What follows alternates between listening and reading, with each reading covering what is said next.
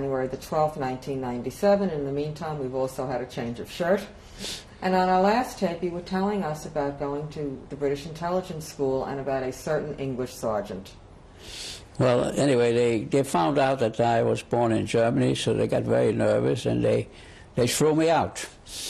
And they sent me back to the colonel in charge of the signal communication in Grosvenor Square in London. And he says, why can't you get rid of your German accent? But then it turned out the army got a little bit nervous about me too. After all, I was born in Germany and I dealt with codes and ciphers. So they suddenly asked me, after all this, for 2 references. So I gave them 2 references. I gave them the name of Howard Markel, the president of the Merchants Bank, my mother's first cousin, and of Lester Markel, the Sunday editor of the New York Times, also my mother's first cousin. So they were sufficient references, so they kept me in the Signal Corps, and I was still allowed to work in codes and ciphers. Okay, now... And how long did you spend in training with British intelligence? Well, how long was I British intelligence? Maybe 2 weeks or so. But now then, afterwards, I was sent back to Bristol, of course, and I was trained to work in what's called the message center, which deals with messages, codes and ciphers, telephone messages, and so on. And after a while, we sent down to Taunton, down at the lower west coast of England, and then we were sent to the invasion of Normandy. Before we get to the invasion, how did the English react to this overwhelming number of Americans coming to their island? Well, they said that the trouble with the American is that they oversexed, overfed, overpaid, and overhear. That's what they said. And then they also said the only thing the Americans fear is the return of the 8th Army. And what did they mean by that? To England. The men. They talk about the British 8th Army? That's right, the British 8th Army, yes. And then... How did you feel at this point about the fact that you would be fighting against Germany? Well, I felt I had a personal duty to fight the Germans. Why? Because they kicked me out, they discriminated against my family. Tell us about the build-up to the invasion of Normandy. Well, then we went to Plymouth, and then we put on a boat. The invasion first was for June 5th, and it was postponed by a day. And then we landed on Omaha Beach on D-Day around, well, it was a terrible mess. The Germans had a maneuver there, and the first wave was completely wiped out. The Navy had to go in again about noontime to bombard the coast. And finally, by about 4 or 5 o'clock, the LST brought us close to shore. The LST got hit, and the captain yelled everybody off, and we had to swim ashore. And there it was. With equipment? With all the equipment, I swim ashore, and the German 88 guns all around you. You could feel the heat of the artillery and everything. It was not good. And when I came ashore, of course, my rifle was full of water, but there were enough rifles lying there for people who were dead. The beach was maybe 200 yards long. We had 2 machine guns on land, 2 machine guns, believe it or not. They used the machine gun on one end and shot and fired, and then they carried it to the other end and fired there. It was a terrible mess. We all dug in the sand until the artillery general from 5th Corps came around and said, "Go inside, go inland, because on the beach you all get killed." So the first night we were maybe 200 yards or 250 yards inland, and the Germans were building up all around us, and we were Corps headquarters in the ditch, and the 1st Division on one side, the 2nd Division, the 29th Division on the other side, and we're sending messengers not by telephone or wire, we're sending it by messages, walking 200 yards each way. And the next morning, the 2nd Division came ashore, the reserve. For the first time, tanks came, and then the Omar Bradley came, and he saw me and says, "Where's your commanding general?" And I said, "In the ditch, sir." That was Omar Bradley. And then took us about 10 days to get out of the beachhead, really. The beachhead got a little bit bigger every day, and it was very heavy fighting until we captured St. Lo. And then the Germans retreated, and the Patton's army came in, and then came the big American offensive.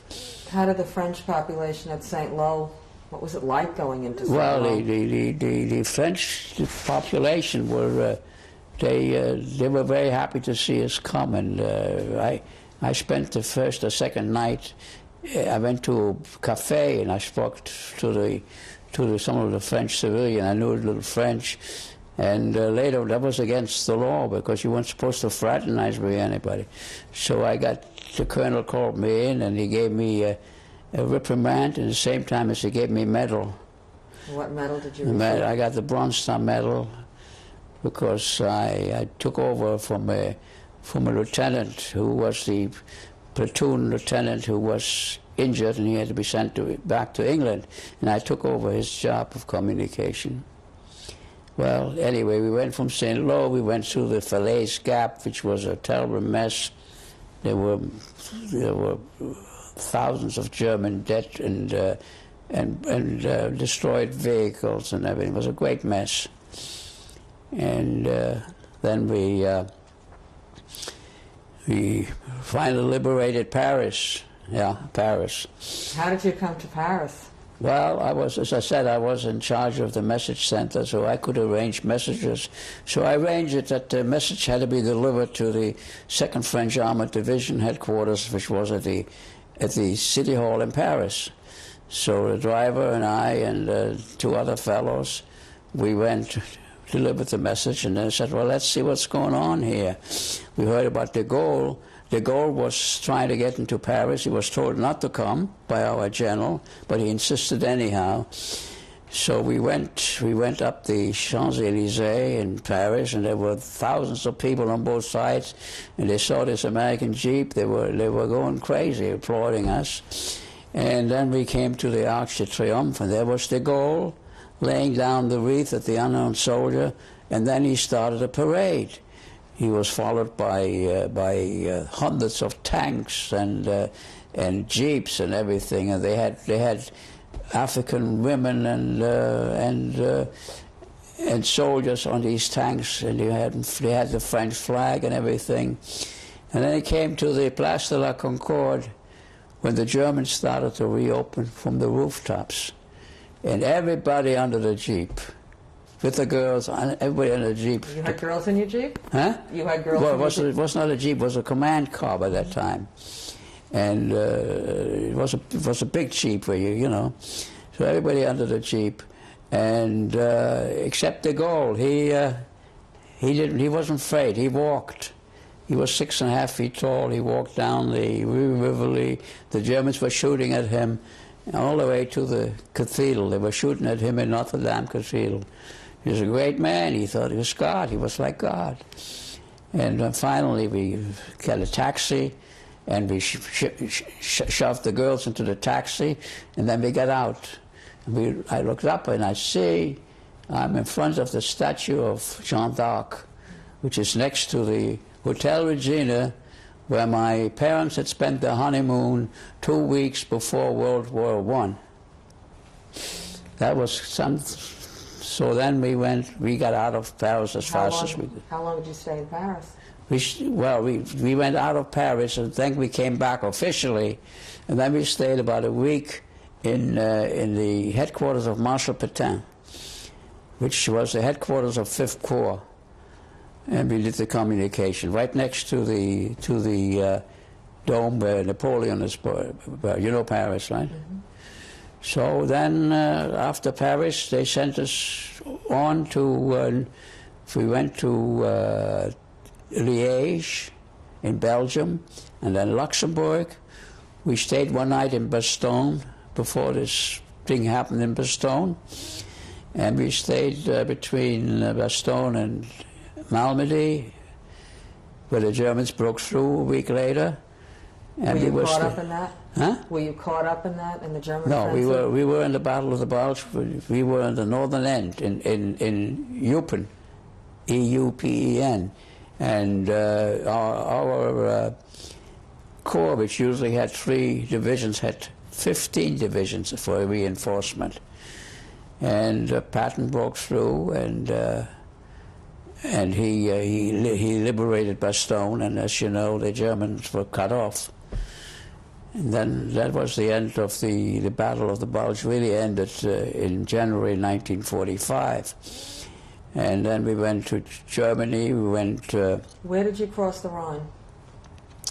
There was one bridge left, Remagen, and we went over that bridge. Were you in the early units that got to Remagen, or you came later? We came later.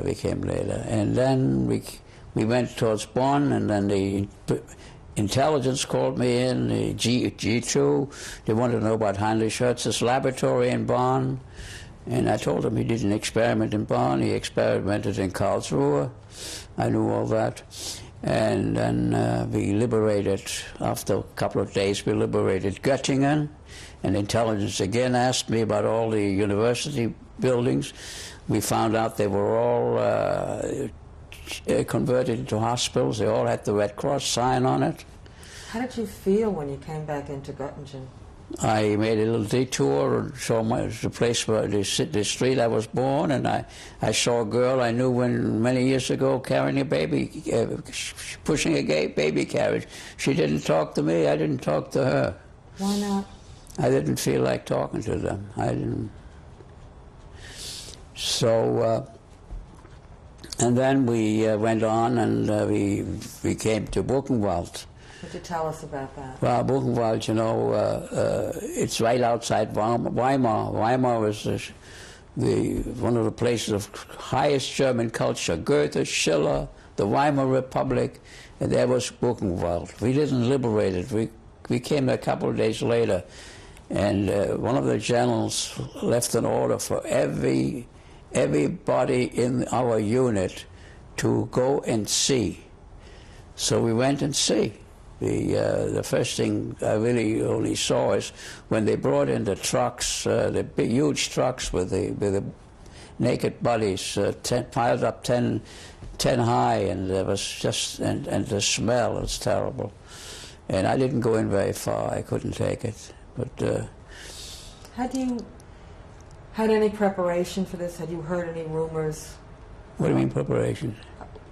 Did the American officers or you, did you know anything in advance? Well, we knew very little. We knew what we read in the New York Times or Time magazine. I got Time magazine by air every week. My cousin, from the New York Times, the editor, he had given me a subscription to Time magazine. I got it by air. There wasn't much in the papers. You know, they didn't know. They knew that the German Jews were, and like all the other Jews, were sent to Poland, but they didn't really know what happened to them. Nobody, and if they knew, they didn't talk about it. Churchill and Roosevelt knew all about it, but for political reasons, they didn't talk about it. So the real first shock we really was Buchenwald. And what did that do to you, seeing Buchenwald? What did it do to you emotionally, seeing Buchenwald? Well, I was. It was a most shocking thing. You know, the generals were crying about this thing. They saw it. It was a very disturbing thing. You knew things were bad, but you didn't know they were that bad. What was the reaction of some of the other fellows in your unit? They also were shocked, and you know, a lot of people didn't want to go even when they heard. That was. And then we liberated Leipzig. I remember I was underground in City Hall, and we found 3 drunken German soldiers, and we captured them. They were just drunk. And the last few days of the war, the Germans were applauding us, and they were giving out cases of champagne on every corner, street corner, when the American cars came through. And then we came to Pilsen, Czechoslovakia on VE Day. I'd like to go back to Germany for a moment. Did you have any conversation with the German soldiers?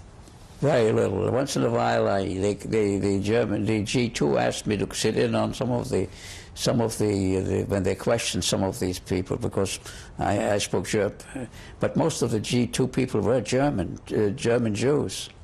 You know, they had special training. It was only really an exception that I stayed in the single corps. G2 asked me several times to come to them, and every time they came, they gave me another stripe in the single corps to keep me. That's how I wound up as Master Sergeant. What do you remember about the interrogations? The interrogation? Do you remember any of them? Not really very much. They would ask them what unit they're from and so on, and there were a lot of military questions. What are your units and so on. What condition did the German soldiers seem to be in? Were they young? Were they sick? Were they... They were some of them were very young. You know, in the end, Hitler used the Hitler Youth for this thing. There were soldiers under 18 or 17 of age. He ran out of soldiers. Tell us about Czechoslovakia and Pilsen. Well, VE Day was Czechoslovakia, and they sent me on a special mission to 2 or 3 days after VE Day, because my father had been in Prague and I had been in Prague. I knew the geography. So they sent me and a fellow who spoke Czech and a fellow who spoke Russian, and the driver. They sent us to Czechoslovakia, which was at that time occupied by the Russians. And the first thing we did was we talked to the Czech government, which was in a hotel in Prague, at the Alcron Hotel, which was the best hotel in Prague, and we talked to them about how we could send them trucks to bring some of the people out of the concentration camps. And then I tried to find out about Theresienstadt, because I didn't know where my aunt was. I thought maybe she was in Theresienstadt. And for some reason I got some list, I forgot how, and she wasn't on that list, you see. How did you find out what happened? How well, did you find out? Later, many years later, a friend of my mother who used to work for the Warburg Bank, she wrote my mother and told her exactly what happened, what day she was killed and everything.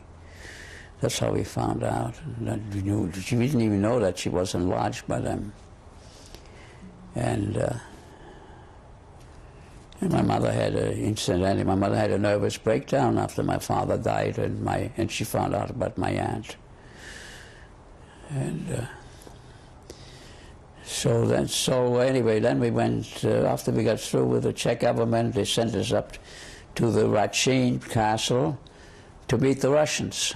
And they were there, the Russian generals were socializing with us, drinking vodka with us, and toast to this. And the Russian general gave me a 3-ruble note written in Russia, such and such a date, on the day of destruction of Germania. And then came a marshal, a Russian marshal in a white tunic, and he says, "No fraternization." And then I knew that the Cold War had started already. And then... what were conditions like in Germany? What's that? What were conditions like in Germany and Czechoslovakia? Had there been a great deal of destruction? Well, the Czechs were very angry at us that we didn't liberate them. They said, "Why didn't you come?" Because this was arranged in Yalta. When we went to Prague from Pilsen, there was a line in the woods that says, "Limits of Allied advance." It's like made in the movies. And they said, well, they sent us radio messages every day. Why don't you come and liberate us? We weren't allowed to. It was arranged in Yalta. So then it was time to go home. I don't know, they had points. I had 100, you needed 90 points to go home. I had 145 points. Every battle, 5 points. So they sent me home via Marseille, by a airplane to Casablanca, to the Azores, Bermuda, Miami. Then they sent me by train to Fort Dix. The train stopped in Washington in August '45. I walked out on the station, and news came all over the loudspeaker, VJ Day, end of VJ Day. And what was it like in that train station? How did the people... They would go mad. They go mad. So then I went to Fort Dix and was discharged, and then I went back into the bank. Did you stop and see your mother and sister first? My mother, yes, she was in, where was she? She was in Washington. She was in Washington. My brother at that time was already, no, my brother was, wait a minute, my mother, where was my mother? Yeah, my brother was my brother already in NASA? Yeah, my brother worked at the Naval Observatory in Washington. My brother, after he had his PhD in astronomy, he got a job at the Naval Observatory in Washington, which is also the home of the Vice President of the United States. And when NASA was it started, he became he got a job as a computer specialist. He was one of the first one to introduce computer science to NASA. Why was that? Because NASA had to calculate orbits, not only of stars, but also of the rockets and everything. And my brother was one of the experts on computer. In the beginning, he could beat the computer, of course. And when the Russians launched Sputnik, they got him out in the middle of the night to find out, Hans, figure out, is this a real thing or is this a fake? So he got busy on his computer, and after 2 hours he says, this is not a fake, this is the real thing. You said earlier that your mother had a breakdown after the death of your father. Would you tell us more about your mother's life during the war? Well, she was in Philadelphia, and as I said, she after my father died in 1940, she had a breakdown. She was institutionalized for about a year, and then she came out and she started to work as a social worker. She worked for some state agencies, and the last job she was social worker for the Salvation Army. She took care of the adoption of children. And what was your sister doing at this point? My sister was, as I said, she had a scholarship to study at Smith, and she became a chemist. She worked first at Squibb, and then she worked at Roman Haas, and finally she worked at Wyeth Laboratory, which is part of American Home Products.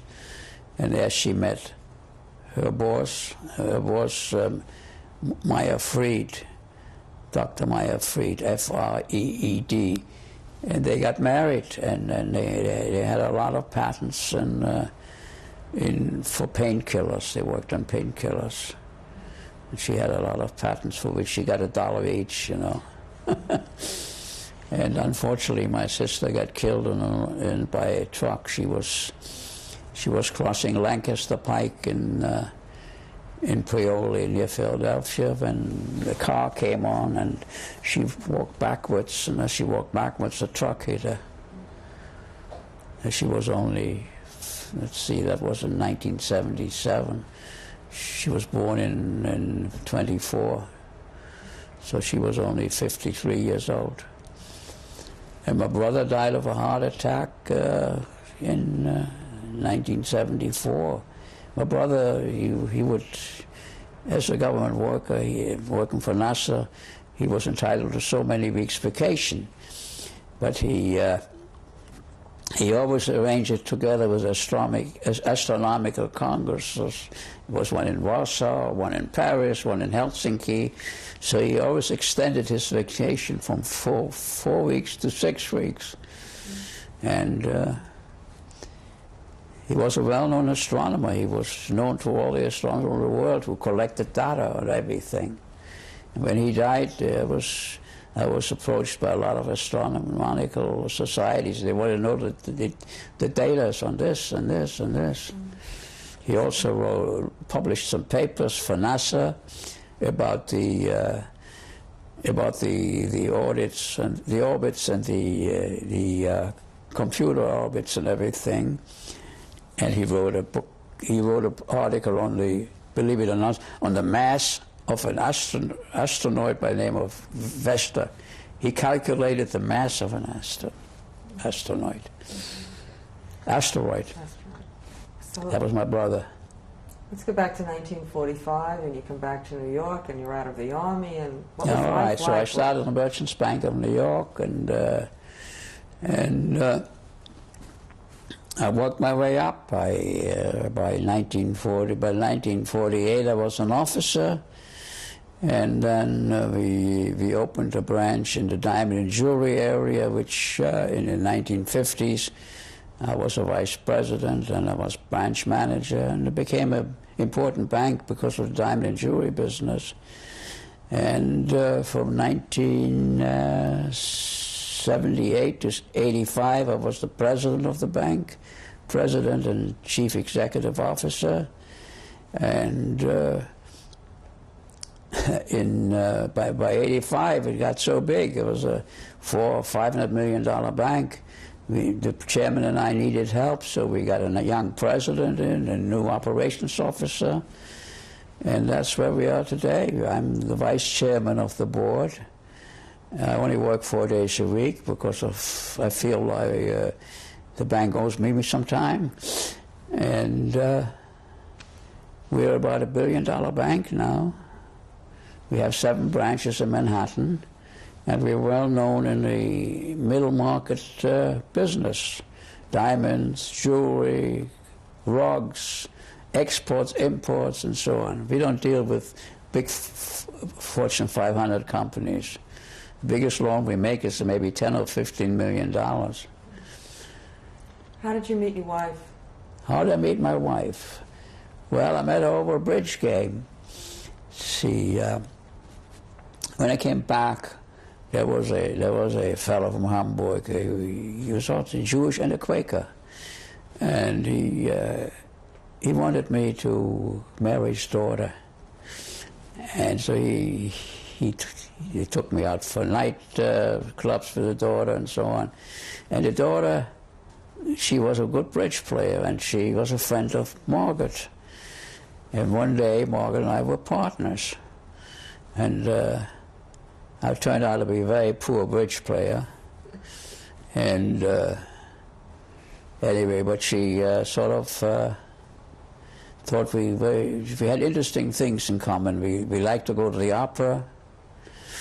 And of course, in those days, I would only go standing room for $1.50, you know. And I took her to standing room, and after a while, she says she saw the Meistersinger. It was 5 hours, no more standing room, so we had a seat way up there. And one day we saw the Rosenkavalier. You know the Rosenkavalier?